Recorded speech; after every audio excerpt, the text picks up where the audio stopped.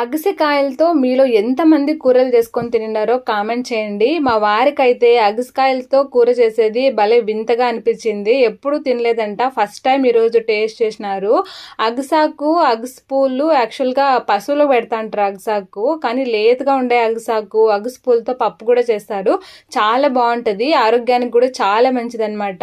Diabetic తగ్గే కానీ, పిల్లలకి వామ్స్ వస్తూ ఉంటాయి కదా, అది తగ్గించే కానీ, ఇంకా ఇర్రెగ్యులర్ పీరియడ్స్ రెగ్యులేట్ చేసే కూడాను ఈ అగసికాయలు చాలా బాగా హెల్ప్ చేస్తాయంట. మీకు దొరికితే గిన ఖచ్చితంగా చేసుకొని తినండి. సో లేతగా ఉండేవి తీసుకోవాలన్నమాట, బలిసిపోయిండేవి కాకుండా.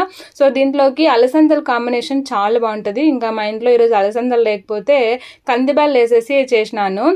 దీన్ని ఉడికించినాక ఆ నీళ్ళకి సపరేట్గా నేను రసం పెట్టేసినాను. సో వీటికైతే ఇంకా శనగిత్తనాలు వేయించుకొనేసి, జీలకర్ర, తర్వాత ఎండుమిరపకాయలు కూడా వేయించుకొని ఈ విధంగా అయితే కర్రీ చేశాను సంగట్లోకి.